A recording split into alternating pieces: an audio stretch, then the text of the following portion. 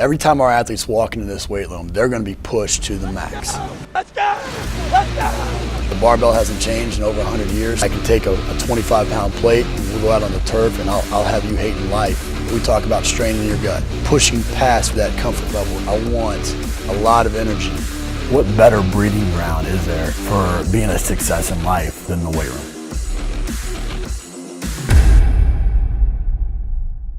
Hey guys, welcome to Iron Game Talk. I'm your host, Ron McKeefery. This is episode number 252. I want to thank you guys for listening each week. Really appreciate those of you that share, comment. Just helps me continue to highlight the great people we have in our profession. Also want to thank our sponsors, specifically Train Heroic, for bringing this to you for free. I'm only partnered with brands that I believe in, and Train Heroic is one of those companies that I think is doing it the right way. They're giving back to the coaching community, but they're also providing a great resource and taking things to the next level. This week, I'm joined by a friend of mine, Andy McCloy. He's the owner of Body Training Institute down in Alabama, BCI. We've got a chance to hang out through the years at a variety of conferences, and it's just extremely respected in the strength and conditioning community, and the business that he's built and the impact that he's making in his community is second to none. I mean, I appreciate you coming on the show, brother.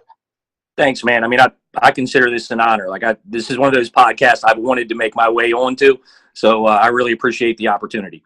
No, that's awesome, man. Well, hey, let's get into you got a little bit of an unorthodox kind of way into this profession. Yeah.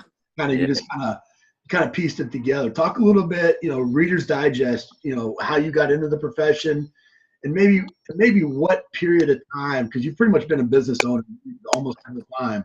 Yeah. What period of time would best defines you now? Like, where did you really grow into your own as the person you are today? Yeah. You kind of want me to go into some of the background, like how I got into it, and then roll into that. Great. So it starts way back, right? So at 16 years old, I was already heavily addicted to the iron. Like it was my life. It was all I did. I fortunately had a friend of mine whose dad trained at Chalet's Powerhouse in Marlow Heights, Maryland, owned by Mark Chalet. So I got exposed to a lot of high-level power lifters at a very early age. Then at 16 years old, I became a father. 17 years old, 18 years old, I ended up on my own. And I got a job as a trainer. I met a guy that actually had a similar background as me. He paid for my first personal training certification, hired me, and brought me on. And this was like around when functional training was kind of like breaking into the scene, the old Gary Gray days. And so I had this powerlifting background, and I started appreciating this movement-based approach. But I was a knucklehead when I was young, and quite frankly, I'd be dead or in prison if I stayed where I grew up. So having a young daughter, living in the projects, dealing with a lot of the elements that I was dealing with, I decided we needed to get up out of there. And my family had relocated to Alabama. I grew up in the Washington, D.C. area. And so I moved out here to Alabama and just kind of arrogantly started a business right away. I walked into a Gold's Gym, said, hey, look, I'm a trainer. Here's my certification. I want to train people. Within about a year, kind of took over that whole gym, got an exclusivity contract where I hired and staffed all the trainers, replicated that at another gym. And I did that from like 2000 to 2005. During that time, I started training athletes from the local schools because I had other coaches working with the general fitness population. And because of my sport background and my unique background of screwing up, I wanted to at least help young men and women avoid a lot of the hang-ups. And I felt that going all in on the sport performance side of things was the best way to do that. So about 2005 went all the way in there, kind of pushed all my chips in. And, that was the turning point in my life. And I started stumbling on to people that I deeply respect and have developed relationships with now, like Coach Joe Ken, and essentially just learned vicariously through them. What you notice is my experience is void of any college or any direct internships or mentorships. I just knew I loved this stuff, and I figured out who the guys were that were the best at it, and just committed myself to, learning from them and digesting everything that I could. Yeah, I think that's so important for people to hear, because it's right now young coaches that listen to the show, or even old coaches. We think that we can fix everything by throwing a credential behind your name or some sort of distinction behind your name. But the reality is just go find, who are the experts, what I always like to say is who are the originators, So Joe Ken was the originator of the tier system. So seek him out and learn it from the guy that originated it, and where was his motivations, and then they start backtracking from there. And I think, doesn't matter where you start, how many degrees or whatever. It's on the job training. You gotta get in the trenches, and you've been doing that since you're 16 years old. So that's cool to hear. You don't do that. You don't start a business essentially at 18 years old. A personal trainer, your own business.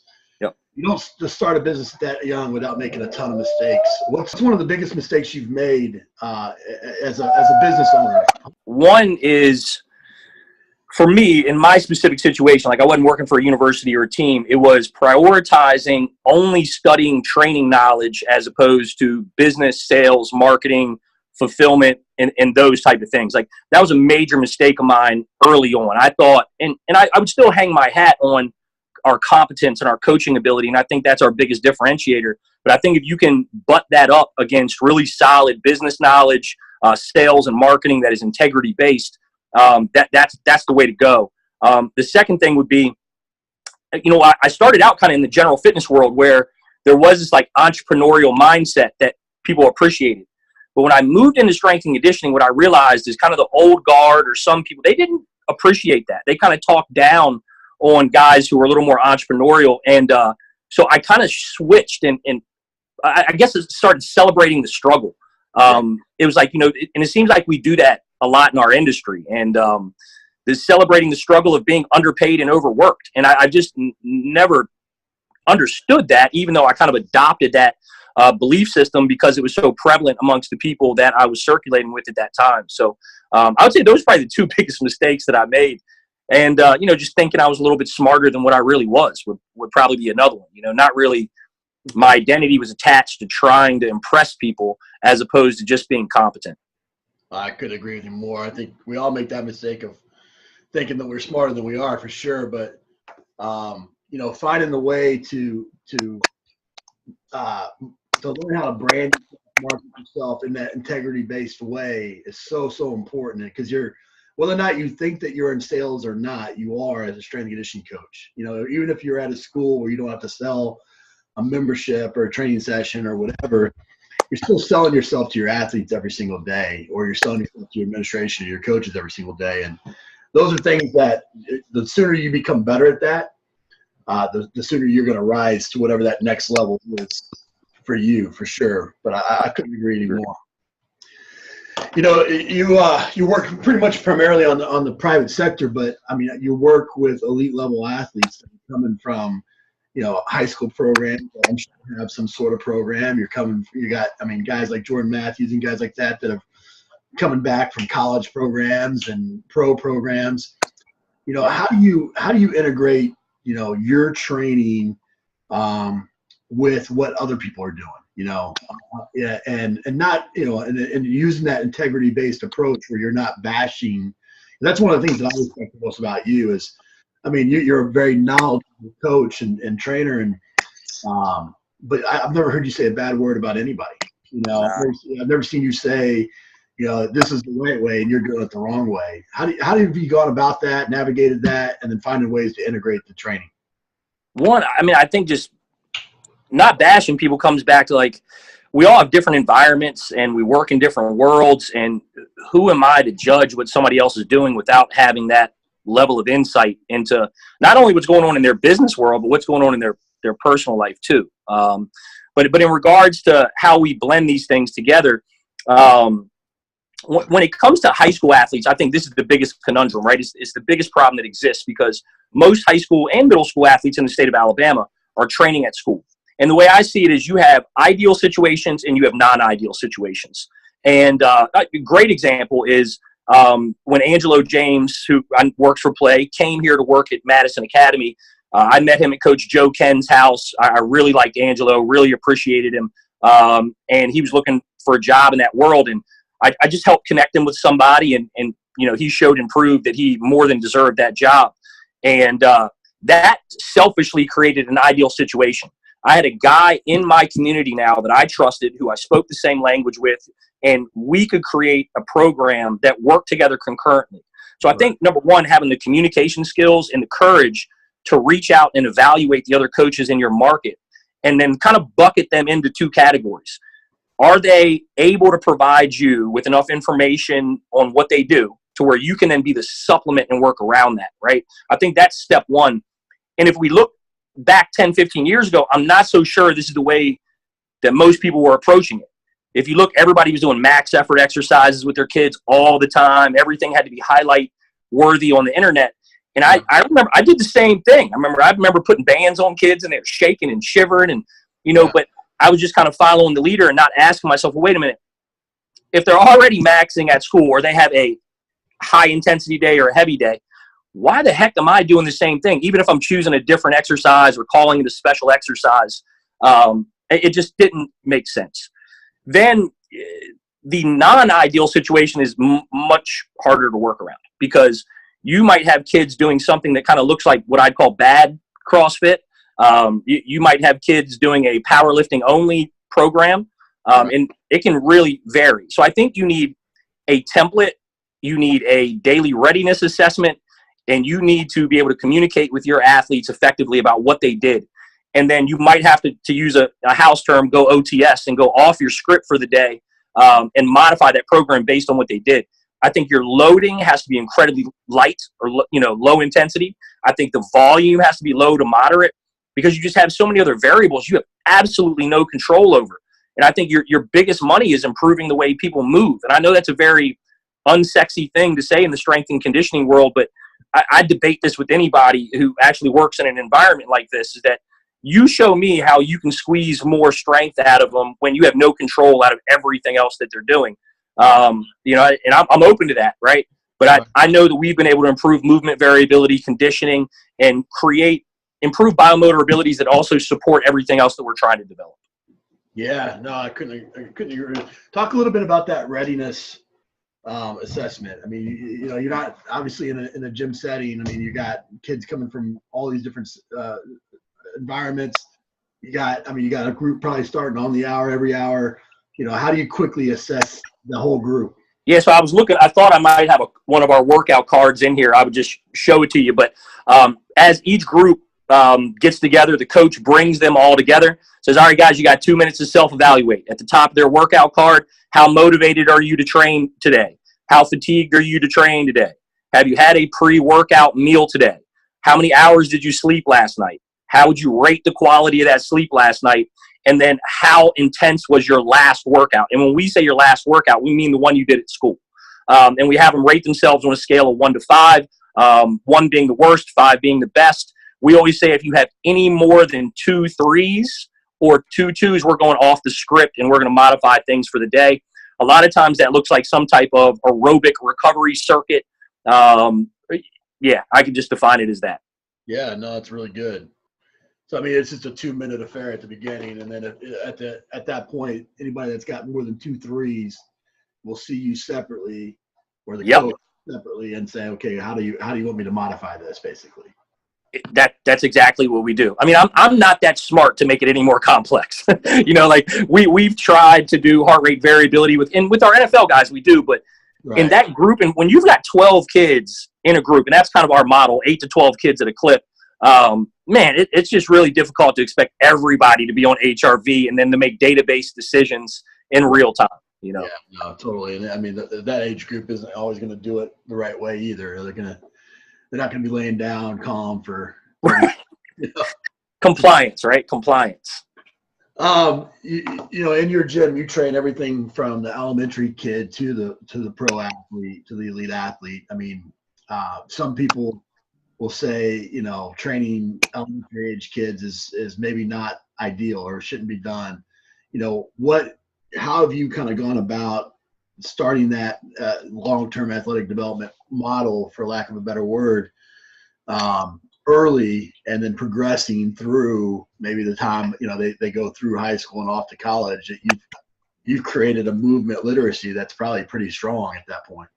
Yeah, I believe so. I mean, I think we got a real issue with kids these days. Like when we were growing up, like we played multiple sports, we played together outside, and kids don't get that. And even though I knew that when we first started our program, which we call development and fundamentals with an emphasis on the word fun, we still tried to train these kids like we train middle school and high school kids. We're having them do arm action drills and, posture holds. And these kids have the attention span of about 3 minutes. And so it would go good for about 3 minutes at a clip. And then it would get ugly again. So there's two people that have really influenced me on this, despite all the books and literature I've read. But Jeremy Fritsch and Anthony Donskoff both have really been a big help in that area for me. And more indirectly than directly. I just value both of their knowledge bases, and I kind of steal every book that they recommend and follow a lot of their recommendations. Anthony helped a lot with our middle school age template. It was a free PDF I think he put out, and after I read it, I was like, man, just makes too much sense. We've got to simplify this template. And then Jeremy, in my opinion, I'm not sure anybody's doing what Jeremy's doing with kids kind of in the 7 to 11-year-old age. And we borrowed a lot from him. We played tons of games with that age group, from tag games to relay games. We built obstacle courses. I mean, it's really void of what you would call strength and conditioning. And it's probably what physical education is supposed to look like in the school system. I know I crab walked and climbed ropes and did monkey bars. And we did that when I was in school. Kids aren't doing that now. And fortunately, the coach that I've hired who runs and mans that program, he's also an elementary school teacher. So he has a wide range of games and things that he brings to the table. And his name's Kelly Fields. He does a phenomenal job for us. Yeah, that's great. Yeah, I think it's it's obviously missing and lacking throughout. And, when you throw them into a strength and conditioning gym, it doesn't, you said you don't need to be loading the spine. You don't need to be doing a lot of those things, but you need to be teaching them tumbling and how to fall and how to hold positions isometrically and those types of land, Yeah. I mean, we do sprinkle in some block zero stuff. We teach them athletic position and ISO holds, and that is a component of what we would call our ramp. But once we get to the good stuff, it's all fun and games. And usually we start with a game, we end with a game, we kind of sandwich it, and then we'll work on skill development by way of obstacle courses and races in between. Yeah, no, I like it.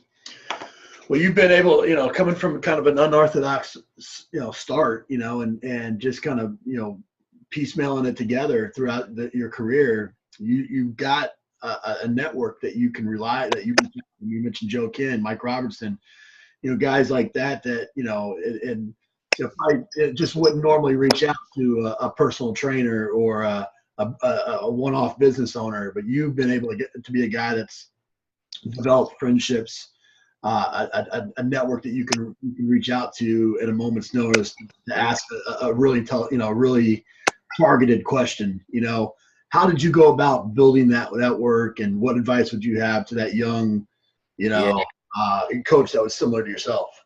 So that's a great question. And I would say if I have one asset, it's my network. I know who I can call to get the answers that I need. And I think it started with a very just altruistic, I respect these guys and I want them to know it, so I would just reach out to them and just say, hey, thank you. Thank you for the book. Thank you for the program. Thank you for this article that you wrote. It really helped me. The second thing is, and this might, I don't know if people appreciate this strategy or not, but I believe in supporting the people I believe in. So, I've probably been on House's website for 10 years, or whenever he started having a paid website, I bet you he's charged me every year. I will continue to give him that money for the rest of my life, or as long as he has that. Same thing with Mike Robertson. Anything he puts out, I buy. And a host of other guys, Brett Bartholomew, any of these guys that I respect, who I have friendships with, I invest in them because I want them to know that I'm not here to take from you. I'm here to give and receive. Right. The other thing is being ruthlessly dedicated to continuing education. What I knew is that if I show up at every seminar, every one, and I do it every year, if I just do that long enough, I'm going to acquire some real knowledge, and I'm also going to build some really serious relationships because, as you know, most of the best networking is done after the event, over a beer or a meal, and you get to know people in those environments. And I've gotten to know some really sharp guys in our industry just through those opportunities. Yeah, absolutely. And I think that, the give is so important in the networking aspect is to, and it doesn't have to be financially or physically. It could be, as you said, I mean, a true thank you. You know, putting a book out, I've done it. You know, putting out a podcast, I've done it. Those are things that just don't happen. I mean, it takes time, it takes energy, and for people to truly appreciate that, that goes a long way in my book and other people's books as well. And so I agree with that 100%. You talk a little bit about that continued education and interacting with people, being ruthlessly dedicated to it. What have you found to be the best source, of continued education? I mean, we talked briefly off camera about how you really don't go to the internet much anymore. Yeah. You mentioned how important conferences have been to you, but what's been the best? So it's probably in different stages of my development. I would say early on it was books. And I mean, basically it was like anything that back when like Jim Windler worked at Elite FTS and like he would answer the phone, like I would just call him like, what book should I buy? Or, I would just take information from Dave Tate that he posted on the website. Like any book that somebody recommended, I would buy it. I probably have 200 books I haven't read sitting in my house because Dave gave the advice to stockpile books probably 12 years ago. But the ones that I did read were instrumental in my growth. So I would say books at one point in time. I would say right now, probably podcasts are my favorite way of getting education because of the simplicity of it. I just throw some headphones in my ear when I wake up, start my education that way. I listen to them in my car everywhere I go. So it's just podcasts have probably become the next big thing. And then once you have a level of background knowledge and understanding of principles, then it becomes down to the environment that you work in. So then finding practitioners that work in the environment that you want to be in, reaching out to them and asking them more specific or drill down questions to get a better understanding of how what you've learned, how it may or may not apply, to the world that you're going to be in. Yeah. That last one I think is the critical element to me, is not being afraid to reach out to people and have a conversation. And that starts with having intelligent questions. So reading the material they put out and finding things, really researching the person. But if you call any influencer, Joe Ken, anybody with a targeted, intelligent question, they're going to give you an answer, because they've all had people that have poured into them and they recognize the importance. Now, if you call and say, how do I get my bench press up? It's going to take a hike, and I get those questions too. So yeah, we talked a little bit, in the past and about just the strength and conditioning field in general and the positives and the negatives of the field. What are some of the things that you think are being done well, and what are some of the things that you think that just kind of makes you kind of shake your head a little bit? Yeah, if I start with like kind of the things that shake my head or make me shake my head are like the celebrating the struggle thing. The guys are, just kind of celebrating the struggle, and they're not trying to create other opportunities for themselves that could maybe free them up some more time for their family, which to me is, the most important thing. And then I think we have this weird thing, and listen, I know I've been guilty of this myself, so I'm not pointing fingers at anybody, but I feel like a lot of the times we try to impress other coaches more than anyone else. We talk about the human organism, and if you talk that way to your clients, you're losing them. And I think that we need to be more concerned with how we impress our clients and our athletes than what other coaches think about us. And I'm telling you, this was a very hard thing for me to overcome. My identity, I think, was wrapped up in how other coaches viewed me for a long time when I was young, and I had to shake that. And the mentors in my life, like Coach Ken, they've helped me through that directly and indirectly, just through conversation. Just my path has been different, and I shouldn't expect my walk to look like anyone else's. So just stay true to who I am and do what I do best and my unique ability, and then surround myself and hire people that shadow and hide my weaknesses. Yeah, I mean, the old adage of genius isn't taking the complex and making it complex. Genius is taking complex and making it simple, and make it so your athletes understand it, and embrace it and buy into it. Is that's who your true client is. I mean, it doesn't matter if you're working for a university or a pro team or whatever. The true end user is the athlete, and you have to be able to connect to them. And I know you've done that for many, many years. We end the show here with a few resources. What's the best piece of coaching advice you ever received? The best piece of coaching. This just popped right in my head, and it's easy because of Jordan Matthews, wide receiver for the Patriots. Like I started working with Jordan when he was in 6th grade, and I dog cussed him every day, told him how much of a lazy bum he was. I mean, and he was, and I think he would admit that, right? But I thought that was motivating people. Right. And it wasn't. And he would hide from me and run from me, but I remember it was probably his 9th or 10th grade year.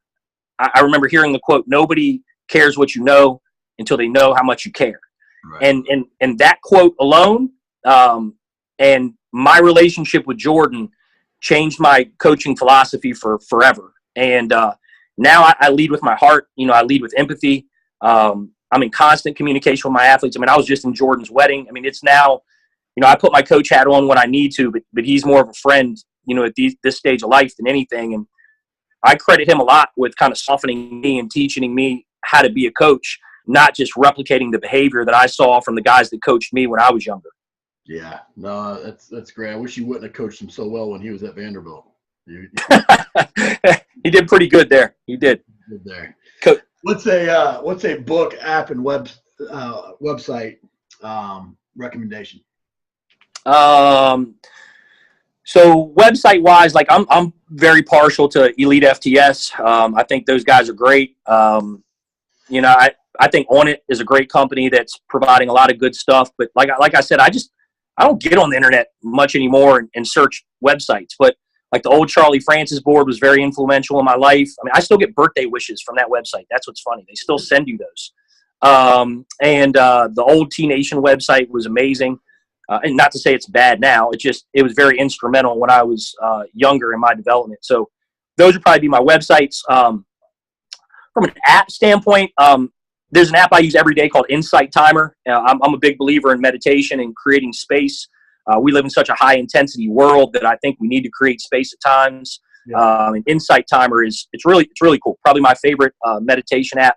And then from a book standpoint, the two that come to mind, I think, are the 48 Laws of Power. I think reading that book allows you to see the games that people consciously and subconsciously try to run on you. And if you have good values and character, you can use that book for good, not so much the Machiavellian nature that it seems to be written in. Right. And then the second book is Why Motivating People Doesn't Work and What Does. And it really just talks about the self-determination theory, what I believe is called the self-determination theory, or the ARC model, autonomy, relatedness, and competence, and gives you some strategies on how to utilize that.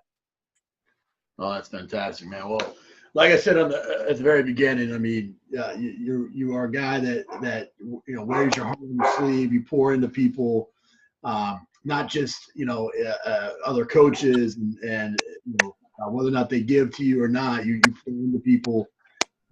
You're completely what you've done in your community, where the philanthropic type of opportunities that you've done there and made an impact, and don't seem to be afraid to go into any kind of environment and go dig out some of those kids that maybe need that influence, and but also turn around and not but hold the silver spoon kids to a higher standard as well. Sometimes too, it's awesome. So yeah, going right. You're completely respected by myself and so many, and appreciate you coming on the show and sharing. Man, thanks a lot, Ryan. It means a lot, seriously, coming from you, and it means a lot, sincerely. That's it for this episode of Iron Game Chalk Talk. Thanks to this week's guest as well as our sponsors for bringing this episode to you for free. Make sure to check out ronmckeefery.com, where you can join our mailing list, find the show notes, including all the links and resources mentioned, and information about Coach McKeefery's other products. While you are there, please join Coach McKeefery in the comments section thanking our guest for sharing. If you haven't subscribed to Iron Game Chalk Talk on YouTube or iTunes yet, make sure to do so. Comments, ratings, and reviews are always welcome. Coach McKeefery can be found on Twitter at @RMcKeefery, on Facebook and YouTube at /Ron.McKeefery. That's it for this week. Be sure to check back next week for another great episode of Iron Game Chalk Talk.